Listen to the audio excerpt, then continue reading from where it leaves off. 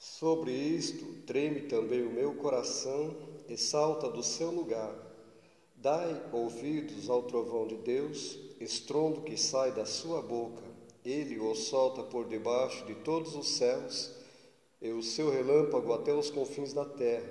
Depois deste ruge a sua voz, troveja com o estrondo de sua majestade, e já ele não retém o relâmpago, quando lhe ouvem a voz.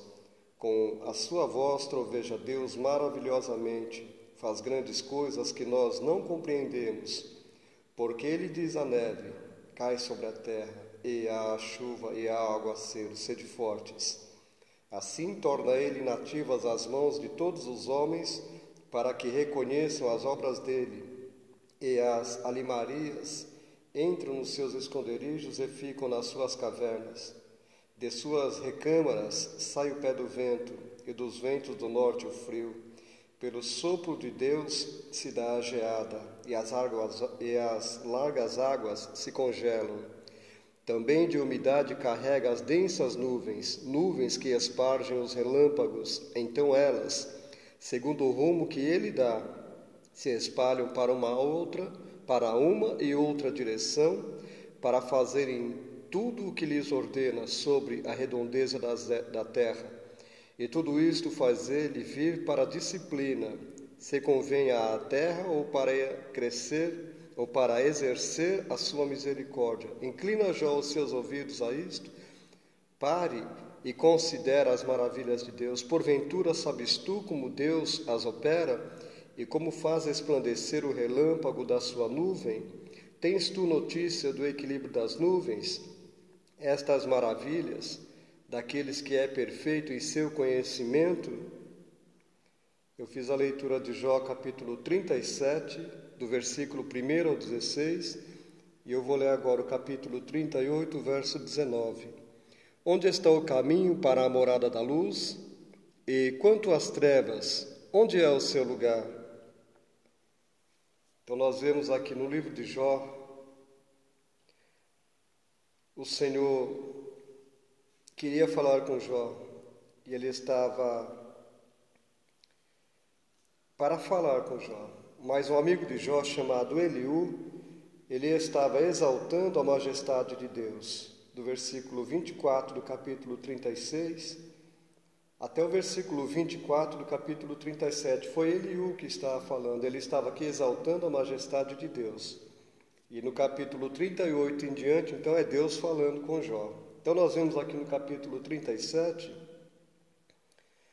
do versículo 1 até o 16, uma coisa muito curiosa aqui, que falou sobre as nuvens e me chamou muito a minha atenção. Existem 5 tipos de nuvens, e cada uma delas fala algo importante para nós. Existem 5 maneiras de nós ouvirmos a voz, vamos assim dizer, do que cada nuvem fala para nós. 5 tipos. Primeiro, existem as nuvens que estão bem altas. As mais altas nuvens, elas se chamam cirros. Abaixo dessas altas nuvens, um pouco mais abaixo, tem uma outra nuvem, um outro tipo de nuvem. Elas são chamadas de cúmulos. E mais abaixo, a nuvem que fica mais abaixo da terra, ela é chamada de estratos. Agora, essas são as nuvens da natureza. Agora, existem outras 2 nuvens que nós temos que meditar e tomar, anotar, para meditar a palavra de Deus sobre essas 2 nuvens. A primeira nuvem aqui que eu quero te dizer é a nuvem da glória de Deus. Nós temos que parar e considerar e meditar sobre esta nuvem, a nuvem da glória de Deus. Você pode ler lá no 2º livro de Crônicas, capítulo 5, verso 14, que fala sobre ela. E lá em Êxodo, capítulo 24, versículo 16, também fala sobre ela. E existe a quinta nuvem, tipo de nuvem, ela se encontra, você pode ler lá em Hebreus capítulo 12, verso 1, é a nuvem de testemunhas. Essas testemunhas são as que estão nos céus, são os anjos, que estão olhando aqui para o nosso comportamento aqui embaixo. E ao mesmo tempo, simultaneamente, existem as pessoas aqui da terra, aqueles ao qual nós passamos, que nos conhecem, ou que mesmo que não conhecem, que nós passamos, transitamos, são as pessoas que estão vendo e estão sendo testemunhas das nossas ações, daquilo que nós estamos fazendo. Então existem 5 tipos de nuvens: as altas, as médias, as baixas, a nuvem da glória de Deus e a nuvem de testemunhas, que tanto pode ser as testemunhas que estão no céu ou as testemunhas que estão aqui embaixo também, vendo e observando a nossa maneira de viver.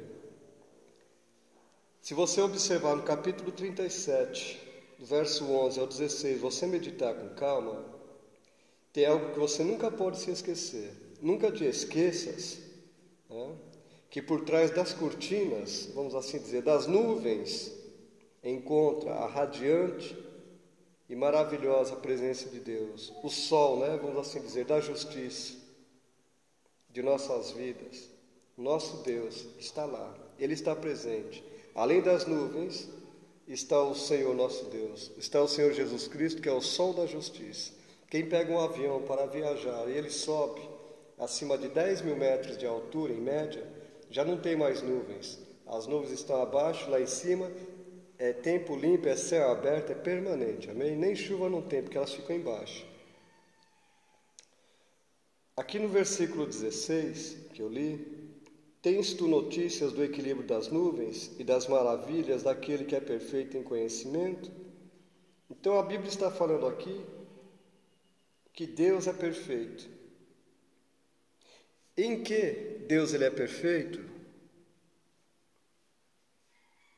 Em primeiro lugar, Deus ele é perfeito no amor. A essência de Deus é o amor, é amar. Deus é amor, diz o apóstolo João. Então, Deus ele é perfeito no amor. Eu sugiro para a tua leitura 1 João, primeira carta de João, capítulo 4, verso 16, 17, 18 e o verso 19. Deus é perfeito no amor.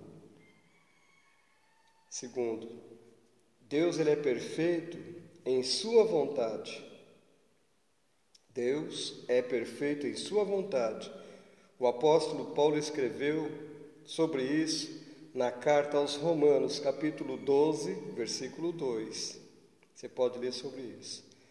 Deus ele é perfeito em suas obras. Quem escreveu aqui foi Moisés, em Deuteronômio, capítulo 32, verso 4. Deus também é perfeito em seus caminhos. Você pode conferir esta palavra no Salmo 18, verso 32. Tiago, ele escreveu sobre que Deus é perfeito em suas dádivas. Tiago diz que o Senhor Deus, que o Senhor é perfeito em suas dádivas. Capítulo 1, verso 17. Você pode ler até o verso 19. Deus também é perfeito no amor, como Pai. O Senhor Jesus, quando começou a falar do Sermão do Monte, dos 5 sermões que ele pregou, o primeiro foi o chamado Sermão do Monte ou da Montanha, ali com cerca de 110 versículos, capítulos 5, 6 e 7. No versículo 48, nós vemos que Deus é perfeito como Pai, verso 48 do capítulo 5. E aqui em Jó, capítulo 37, 16, que eu acabei de ler, Deus ele é perfeito no conhecimento. Nosso Deus é perfeito no conhecimento. Então, recapitulando, Deus é perfeito no amor, em sua vontade, em suas obras, em seus caminhos, em suas dádivas. Deus é perfeito como Pai, Deus é perfeito no conhecimento. E eu ainda tinha feito a leitura do capítulo 38, verso 19. É uma pergunta: onde está o caminho para a morada da luz? E quanto às trevas, onde é o seu lugar? São 2 perguntas. Veja,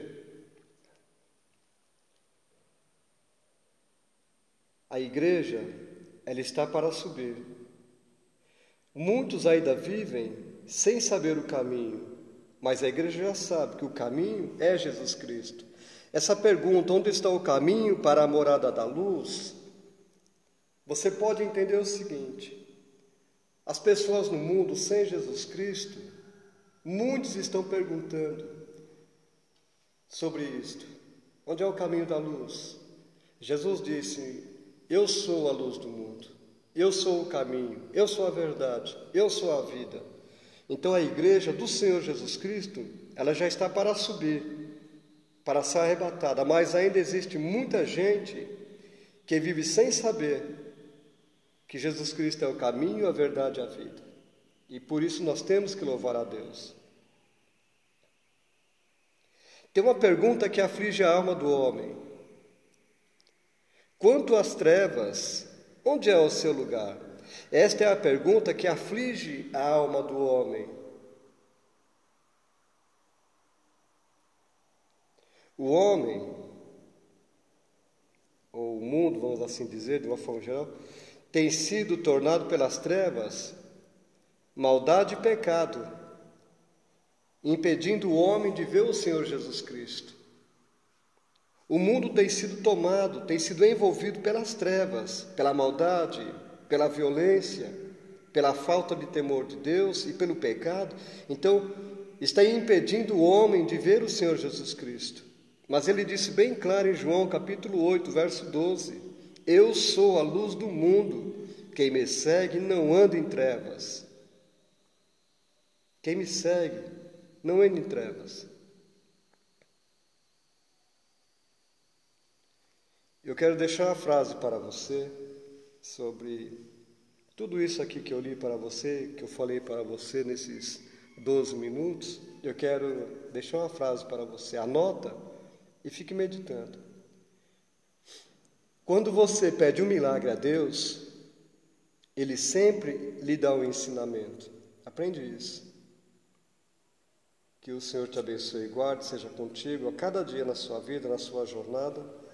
Que você cresça na graça e no conhecimento do Senhor, para que você possa ficar firme, para que você possa ser constante, para que você possa ser uma bênção na mão de Deus. Fica na paz, na graça.